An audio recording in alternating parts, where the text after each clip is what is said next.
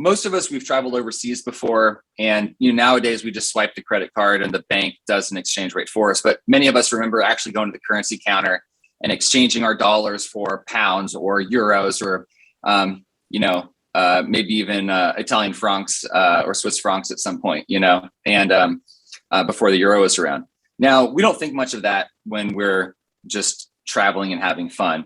But if you're a business operating internationally, you're doing those exchange rates all of the time, and they can really impact your business. We'd like to think that the value of a dollar to a euro stays the same over a period of work, but that's just not the case. As exchange rates go up and down, the cost of doing business overseas or the money made overseas goes up and down with it.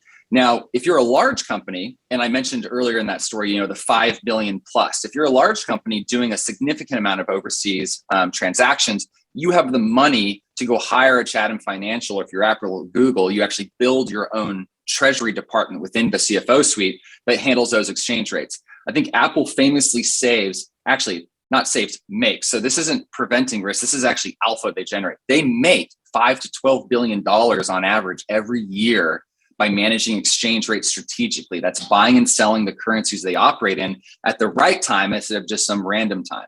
And so that's great for big business. That's great if you do 5 billion and you can hire Chatham. But for the other hundreds of thousands of businesses that are now doing international trade because the barriers of entry have come down, technology, logistics, communication, the internet, Shopify, Etsy, all of these different software services and systems have reduced the barrier of entry to international trade. And so you have all these people playing in it. But the truth is the financial infrastructure that supports those businesses has not kept up. And so there's this big financial infrastructure gap between businesses doing international business, the current markets and systems that have been built to solve that problem, but they're just not, there's a company size gap. And so we set out to solve this problem.